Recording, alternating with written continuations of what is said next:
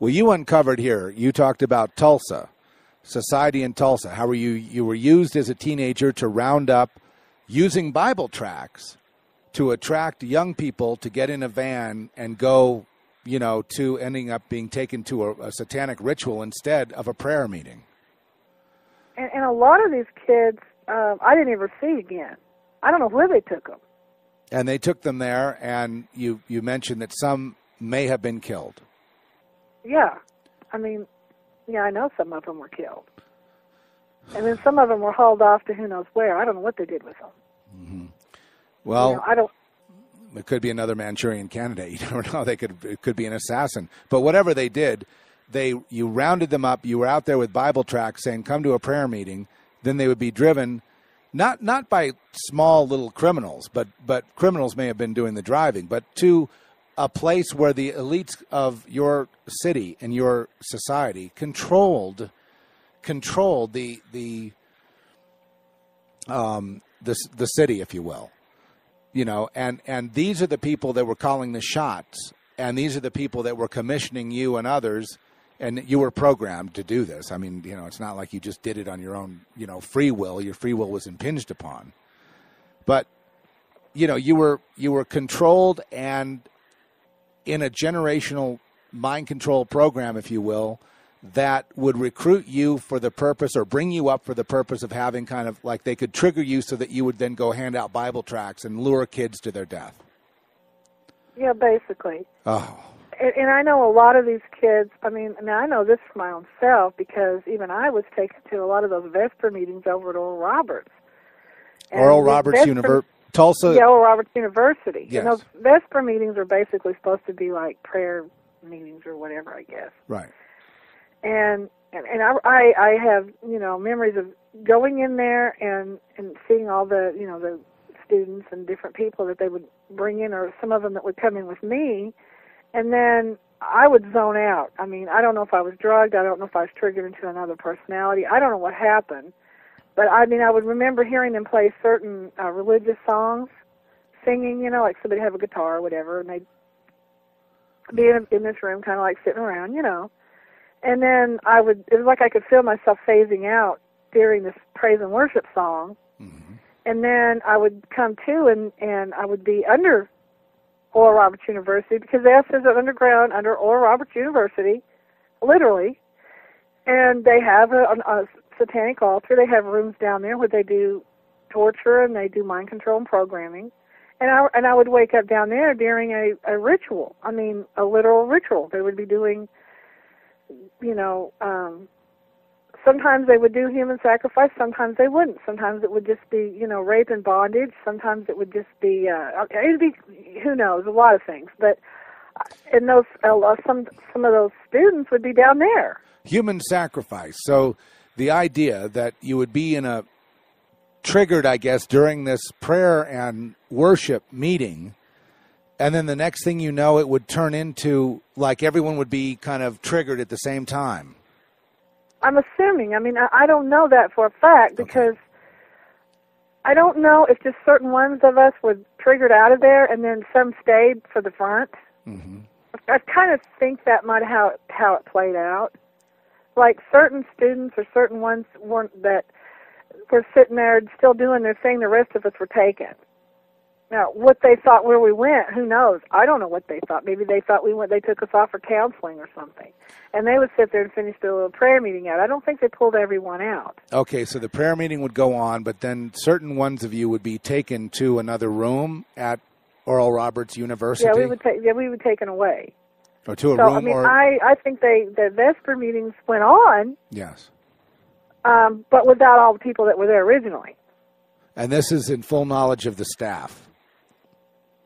Or you have a limited point of view, I understand, but the certain people of the staff knew and were handling this. Oh, yeah, there was a lot of the instructors knew. Now I'm saying all of them because I can't say that for a fact, but I know that a lot of them knew what was going on. A lot of them suspected, and a lot of them were involved.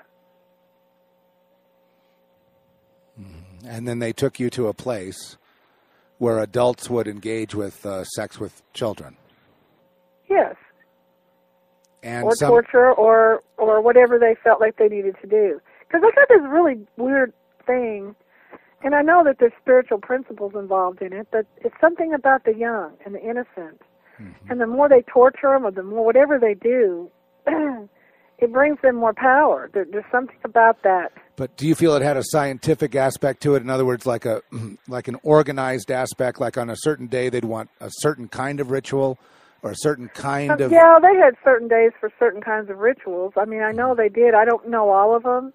Yes. And they had certain times when they did things only because they wanted extra power to do something. I mean, let's say they wanted, I don't, this is just, I'm throwing this out there. Okay. Let's say maybe there was a political person that wanted to rise in ranks, and he wanted a little extra demonic help. Mm-hmm. They might have a special sacrifice or a special whatever just for that person to get the power or to get whatever they need to get on and go ahead. Or maybe they decided somebody needs to be stopped. They got somebody up there that didn't follow the rules, and they want to they do a ritual to put a hold on them or to kill them or whatever, to send the demonic forces out to take care of it. Oh, I've no, that's been done in my behalf. Yeah, so I mean, it doesn't always have to coincide to a special day, but yeah, they have the okay. So whatever the need is for the group, and then the taken off, and then you've seen other children, for example, being tortured. Yeah, and a lot of that, I mean, I know a lot of that was done for programming, and a lot of that was done for ritual as well. So, I mean, where did it cross over? I don't know. Okay, the idea that the actual doing a torture would be to program that person being tortured. Or the ones that are watching. Or the ones watching to traumatize them in some way. And exactly, to traumatize them, yeah. And this was in a church setting. Yeah, and most of the time, ironically, I mean, I was taken to underground bases, military installations, but most of the stuff that was done to me, unfortunately, was done through mainline Christianity. Mm-hmm. Of course, that's why we know that we call that the beast. In church buildings, and it was done in, that kind of thing. If you saw the Oral Roberts family, I'm assuming, just that the acorn doesn't fall far from the tree, so the son is probably continuing on the tradition. I mean, I'm sorry to but that's an implication from the testimony here. If you could say something to the living people, Oral Roberts is dead, of course, right? I think he's still hanging in unless he's died recently. Okay, it might be one of those weird. He's not dead. Gosh, he seems old though. Well, these guys end up, some of them living quite old. I don't understand. Maybe it's part of the bargain. But you saw him there involved, along with... Oral Roberts, most definitely. I mean, Oral Roberts raped me as a child. He raped you as a child. So if you could see him and confront him, what would you do? Tell him to stop preaching, and stop being a hypocrite? Or what would I say to him if I saw him?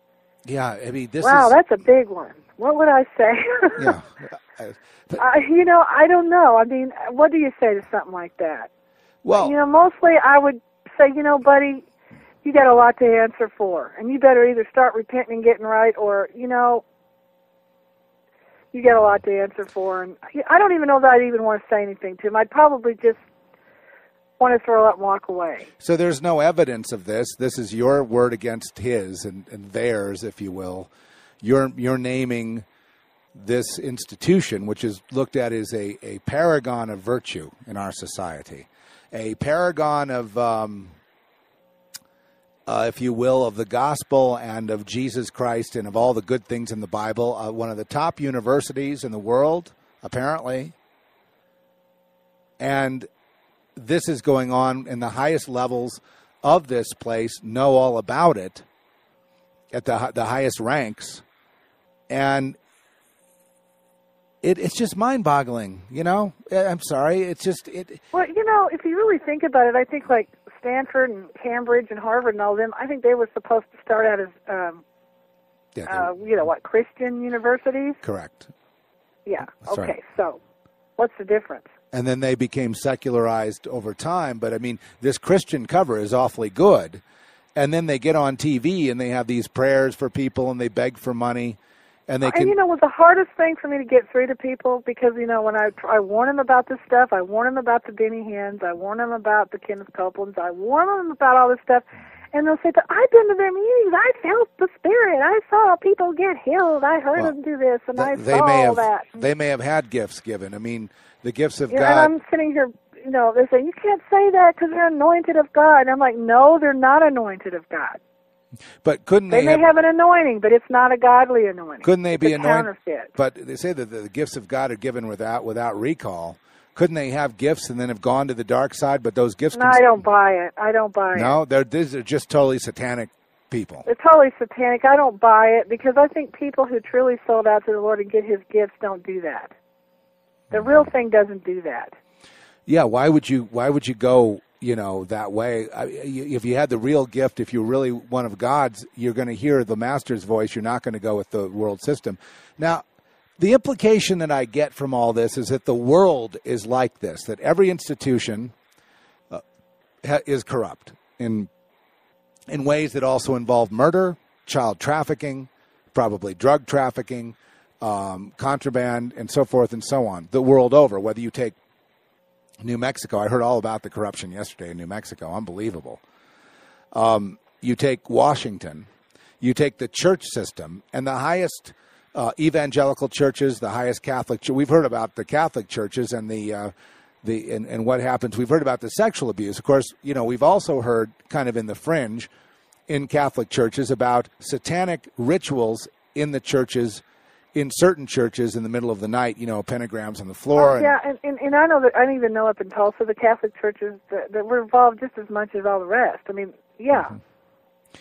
There wasn't any difference. So the church would be more apt to worship Satan and do satanic ritual, including murder rituals, where they kill somebody in a church setting, and the people have, an orgiastic experience over it? Whatever floats their boat at the time. I mean, I'm being flip, and I don't mean to. But yeah, but usually the satanic sacrifice and ritual orgy goes together hand in hand. Yes, so, and it's so grotesque. You can't even imagine. You can't even. When these people, they're so demon possessed, you can't imagine what a totally demon possessed person is capable of doing because it is so far beyond human. Well, okay? they There's can no humanity involved. Eat flesh, eat the heart. These are rituals we know about. Drink blood. Engage in sex with children and engage total in torture. Sometimes I even think the torture is the worst because they torture people mercilessly to extremes of you just can't even imagine. Mm-hmm. And the people that are victims of the torture, do they know that they're going to be tortured, or I mean, do they suspect that there's something up? Probably. I mean, most of them. I mean, they're drugged, obviously, and sometimes. Well, and then sometimes they're not. I mean, sometimes I guess they feel like they get more power out of somebody who's just in total terror, without being in a stupor. So they just torture them to death, then. Yeah. And sometimes they're drugged, but I just wonder if they torture their own or they look for victims outside. They have breeders that Okay. that have babies just for the purpose of killing them or raising them into the program, or and sometimes they take their own. I mean, these people aren't loyal, okay? And if they feel like, well, you're on the bottom of the level and you're not really very great, well, we might as well just toss you in the mix and we'll get rid of you. I mean, they don't care. If people think that they get into this, that they're going to really get it. Most of the time, there's a few of them that's gotten really rich, and there's a few of them that's gotten some power, but the main part of them, they die penniless, and they die pitiful, and they die in a horrible way. They don't... All the great ones of the past, the ones we know, like Aleister Crowley, and who claims to have sacrificed babies and drank their blood and, eaten their hearts and all sorts of things. These people all died penniless and wrecked and destroyed.